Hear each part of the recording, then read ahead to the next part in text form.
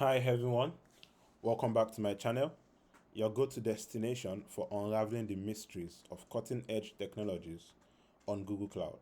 I am Mustafa, and today we'll continue our journey into Google's Bigtable, the fully managed, scalable, NoSQL powerhouse. Google Bigtable excels in storing vast quantities of data in a key value format. It is ideal for applications like personalization, ad technology, and the Internet of Things. Bigtable delivers both high read and write throughput at minimal latency. It enables rapid access to large datasets for processing and analysis. In personalization scenarios, Bigtable seamlessly handles both the significant write workload associated with storing user interactions and the high read requirements of feeding those interactions into models that generate personalized recommendations. Get ready to dive into the world of Bigtable. This lab guides you through setting up a Bigtable instance and table using the Google Cloud Console. After that, we will then unleash the power of Google Dataflow templates to fill the table with pre-prepared data from cloud storage. Once the data flows in, we would also confirm its arrival and finally give the table a proper send-off by deleting it. Buckle up for a hands-on Bigtable experience. So whether you are a seasoned data enthusiast or you are just dipping your toes into the vast ocean of data and analytics, you are in for an adventure. As usual, don't forget to hit that like button, smash the subscribe button, and ring the notification bell, because today we are unlocking the secret to creating and populating a Bigtable instance. Let's get started. We'll start our lab. After starting our lab, we'll open this lab in an incognito window. Then I'll copy with password. Click on next here. Paste my password into this. I understand. So we're just trying to sign in into our Google Cloud Console dashboard. So agree to the terms and service, agree and continue. So here's our dashboard. So let's keep following the instruction. So here are the objectives for this lab. We would create a Bigtable instance and a Bigtable table with the column families. We will then use a Dataflow template to load sequence files from cloud storage into Bigtable. Then we'll verify that the data is loaded in Bigtable, and after that, we'll delete the Bigtable instance. So there's a prerequisite to this lab, and if you check the first video of this playlist, you'll find it there. Here are the setup and requirements. So let's activate our Cloud Shell and list the active account name and the active project ID. So going back to our dashboard, click Activate Cloud Shell.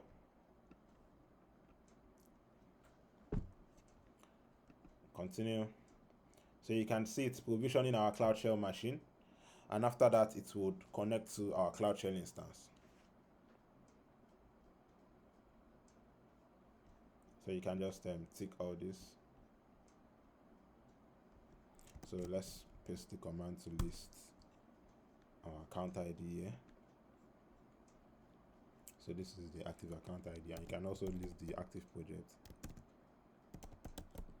with this command.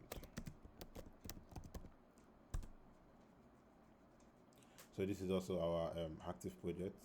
So these are just necessary so that especially if you are in a account that has multiple projects and you don't want to like be doing what you're not supposed to do in a different project from what you're supposed to be working on. So that's about that. So let's keep following the instructions.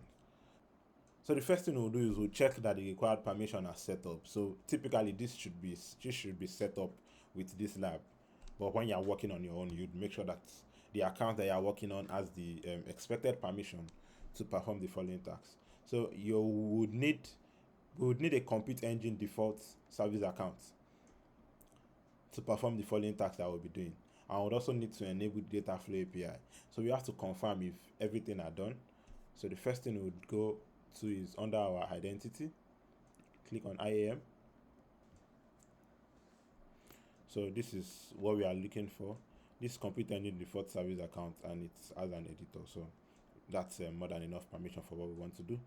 So the next thing we want to also do is, let's take a look at the Dataflow API if it's enabled. Dataflow API.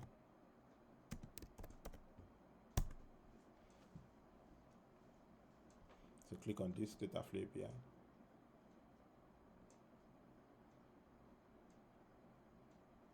So this is saying it's enabled, but because I just want to be double sure, I would disable it and enable it once again. So I'm just going to disable it.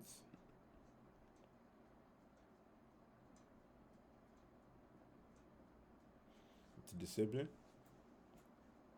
After it's disabled, then I can also enable it once again. I'd like to increase the font size of our Cloud Shell.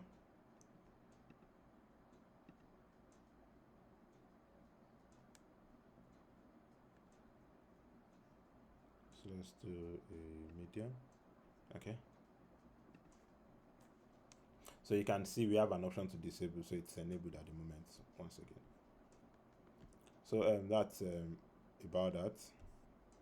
Let's keep following the instruction. So we've completed all this part. We've confirmed that we had the editor rule for our service account, and we've also enabled our Dataflow API. So let's check our progress. So progress complete. So for the next task, we want to create a Bigtable instance. So if you take a look at the previous lab that we did, a Bigtable instance was typically created for us already.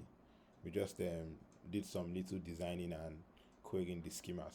But let's create a Bigtable instance from scratch. So the first thing we'll do, this is our instance name. So you'd head on to the navigation menu, then to Bigtable, and would use this configurations as specified by the lab. So going to our navigation menu, let's look for Bigtable.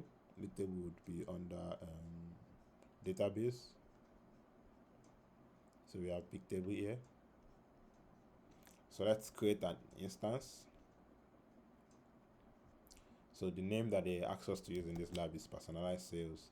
The ID gets automatically generated. Click on continue. They ask us to use an XSD. The region, what region was assigned for us here? US West 3, US West 3B. A scaling node of manual allocation, and the quantity would leave it in the default. Okay, so that's fine. So under our region, we are selecting US West 3, and this asks us to use US West 3B. Just to confirm that, yes. So yes, manual allocation quantity is 1, and that's typically all. Let's create it. So our Bigtable instance is getting created, and you can see it here, it's loading. So when it's done, proceed.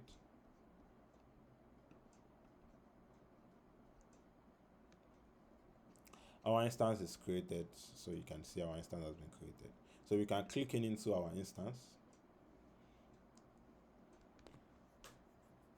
And the next thing we'll typically be doing here is we'd create some tables in our instance. So this is a table. You can click on create table.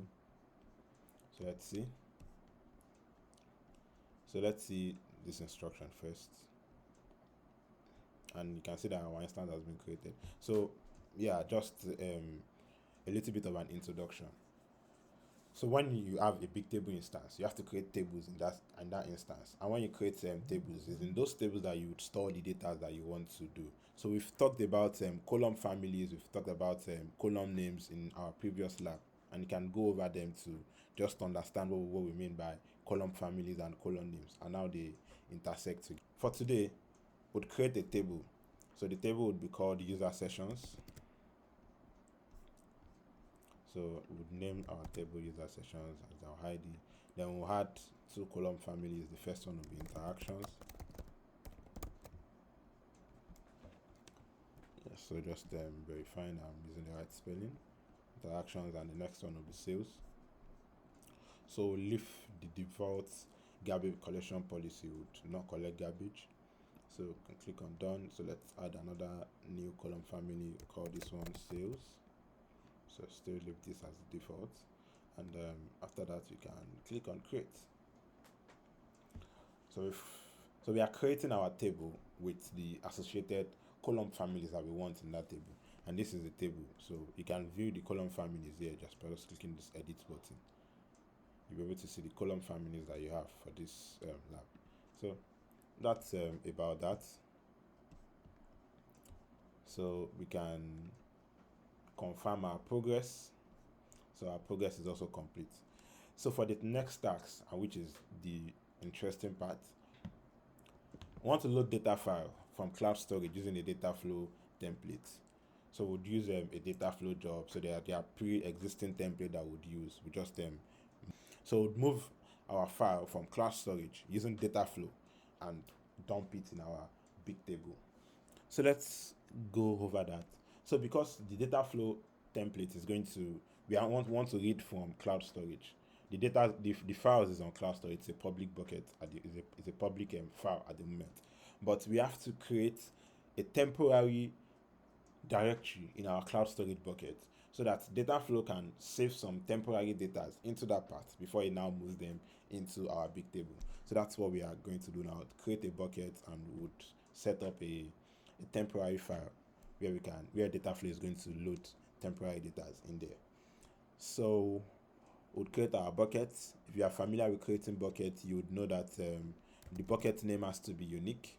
So that's why I'm using this project ID. The project ID is unique across all projects. So I'm using the project ID to be the name of my bucket, and I'll be very certain that will be unique.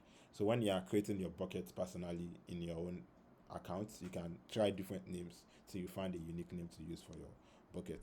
So to access our bucket, so we have to go to cloud storage. So I'll duplicate this tab here. Then from the navigation menu, I'll go to cloud storage.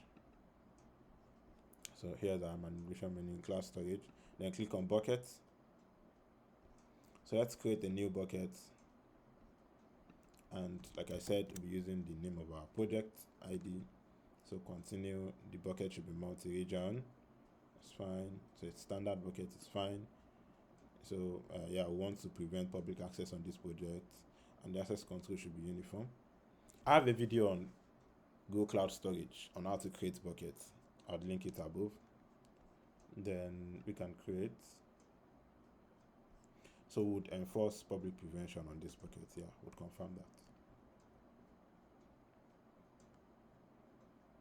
So we are good to go, and this is our bucket, and that's pretty much what we need to do for now. So let's go back to our instruction. So we've created our bucket and we are fine. So the next thing we want to do is let's create a Dataflow job using a template. So go to Dataflow. Dataflow is under analytics. You can click on this. So I'll just leave this here also. Then I'll duplicate a new tab. Let's access our Dataflow from there. Under more products. What's going on? Click on more products. Analytics should be a little bit down. So this is analytics. We have Dataflow here. So we can click on Dataflow. We'll create a job from templates. And so our job name, let's confirm the name this asks us to use. So we are using import user sessions. So let's use the same name. Our regional endpoint, that should be US West 3. Yeah, so the Dataflow template that we are using is sequence file on cloud storage to cloud Bigtable. I'll explain what sequence files is. This template is going to go over 3 steps. It's going to read the sequence files, then it will create mutations, then write to Bigtable. So when we talk about sequence files are specific file formats that are like commonly used in Hadoop for storing large data sets. So they efficiently store key value pairs and are often used for intermediate data during data processing. And you know that Cloud Bigtable is a key value database, and we are storing our file as a sequence file. We are bringing those sequence file into our Bigtable. So under mutating, under create mutations, so mutate the data for loading into Bigtable.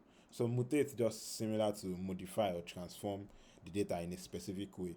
So it's going to transform the sequence file and in a specific way that is acceptable by Bigtable. So there are some things that would undergo in this particular step, such as maybe reshaping data structures, filtering or cleaning the data, converting the data types, and maybe also adding necessary metadata. And for the last step in the template is to write the data to Bigtable. It's going to transfer the transformed data into Bigtable, where it will be efficiently stored for efficient retrieval and analysis. So that's just 3 steps. We fetch the data, that's when we are reading the sequence file. Then after that, we prepare the data, that's under the create mutation, and write to Bigtable, that's just storing the data for subsequent use. So let's continue filling up our template. Our project ID for this lab, you can grab your project ID from here. Just paste it here. Our instance ID, so the ID of the Bigtable instance, we use them user sessions. So our ID was personalized sales. So this is the ID of our Bigtable instance. Personalized sales is the table that was user sessions. So copy all those things, because this will be like the destination that we are setting for our template. So the source pattern, this source pattern is where the data that we are asking Dataflow to transform. This is where the data is hosted. So like I said, we are using a sequence file. So this is what you can just do. The path to the data is here. This is the path to the data. This is the path to the data here. So you can copy this path to the data. Sit here. So if you want to view the data, so the data is in a file that's not readable to the human eyes. It's some Hadoop manipulation has been done on it. But if you want to access data that are in a public bucket on Google Cloud, so you just have to add this thing as the prefix, https://storage.googleapis.com. Then you paste the object name or like just the path to the object. So in this case, this gs// is not among that. So I'm just going to just cancel out of that. And we have the cloud training. So cloud training will be the name of the bucket, and all these parts would be maybe the folder, then the file. So let's click this, and you can see that it's download something. So you can see, so it's not something that is readable. So that's just by the way. Let's go back to our instruction. Then the temporary location that Dataflow is going to be saving temporary files in there. So we just pick that part by browsing. So this is the bucket we created, and select that. So in the end, you can add /temp, and that's fine. So add the check sign. So I think that's all we can confirm. So that's all for now, and let's run our job. So while we are running our job, it takes around 3 to 5 minutes for Dataflow to do its magic on the data. So it's going to read the data from the sequence file, thereafter create mutation, then finally write BigQuery. So we'll have a graph view here in a bit, and there's also an option to view in a table view. So let's wait for the graph to pop out before we move on to the next task. So our graph is out now, so you can see it's going to show the stages that it's going to complete here, here, and here. So that's regarding that. So while we wait for this to get completed, we can continue with the next step. So we want to verify that the data is actually loaded into BigQuery, into Bigtable. So we'll verify, but before we verify, we want to access the Bigtable. And when we're accessing the Bigtable through the command line interface, typically you would be prompted to be putting your project ID and also the instance that you're working on. But because I know the project I'm using, I know the instance that I'm using, so that I'm interested in at this particular time, I can just template those files into the .cbt rc file, which is what which is what Bigtable majorly interacts with. So that's the file that stores the configuration that the cbt command is going to act on.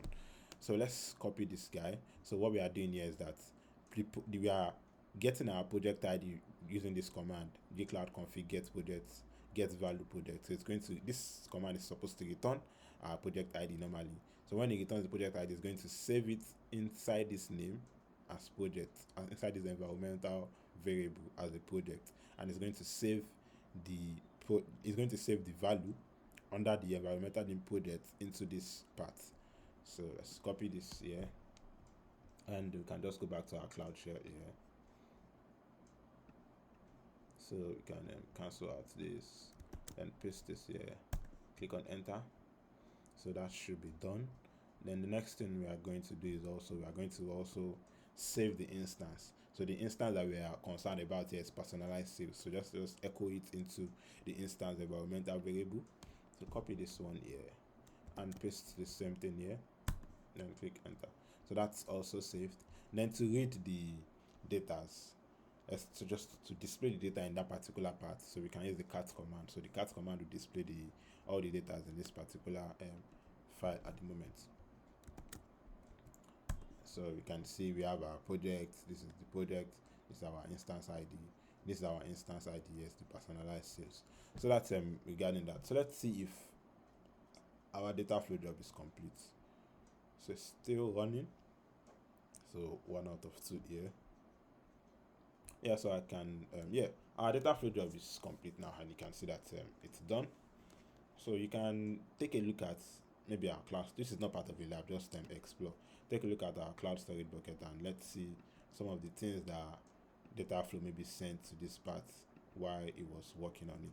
So remember that this is our bucket name, and this is the part that we specified there. So let's see what Dataflow actually pushed to this guy. So Dataflow pushed this data, and you can view the data here. If you want to like copy it, I don't know if it's readable, but let's see.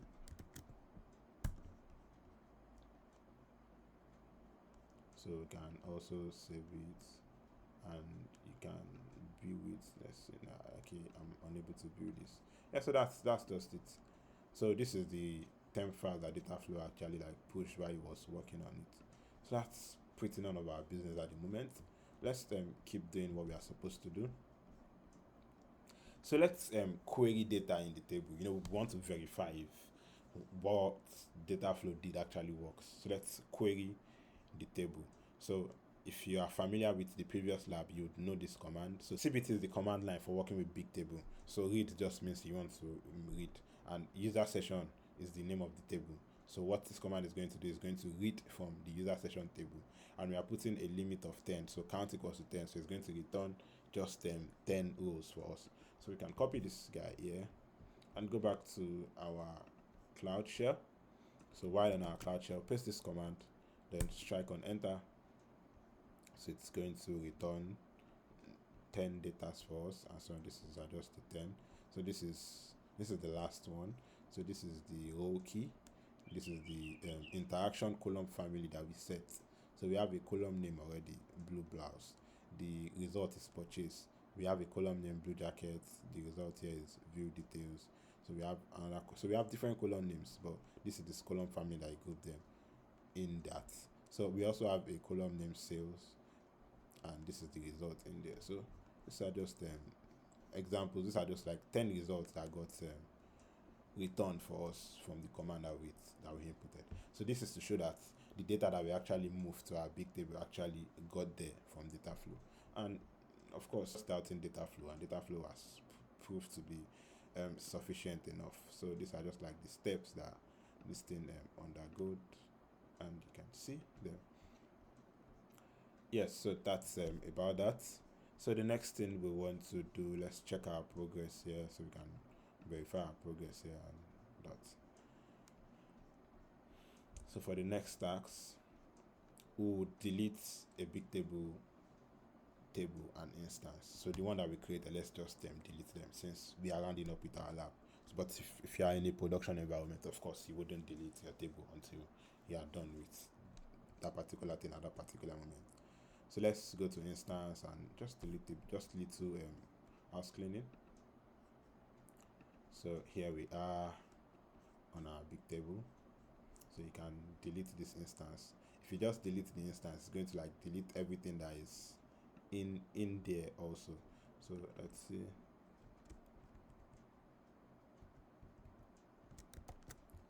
Let's see if it would allow us to delete this way. So when we've deleted our instance, of course, the table that was inside the instance too would have been deleted. But we could have done that one by one and delete the table before we delete the instance. So be careful when you are deleting your instance, because you can have multiple tables in your instance and you don't want to delete the tables that you are still using. So make sure you delete. It's a good practice to click on that particular instance, go to the table that you want, that you are not interested in, and delete that particular table, and not just do it the way I did this. Okay, so that's about that. And we are pretty much good to go. We can check our progress also. So progress complete. So let's view what we are missing here. So we can confirm this, and you can see that it's complete now. So we have our full check. So that's about it for this lab. So congratulations on completing this lab with me. So we've created a new instance and table on Bigtable, and we loaded the data into the table using a Dataflow template. And we also confirmed that the data was successfully loaded by running simple CBT commands on the CBT CLI command. So you can take a look at the first lab, designing and querying Bigtable schema, in this playlist, and see some different ways to query data from Bigtable. So we did that extensively there. And after that, we deleted the Bigtable table and instance. So that's all for now. If you enjoyed this lab, make sure you smash the like button. Make sure you subscribe to my channel and comment your thoughts in the comment section. If there's anything that is not clear, do let me know and I'll try as much as possible to attend to them. So see you in the next lab for this playlist, and during the next lab we'll be exploring streaming data to Bigtable. Bye for now.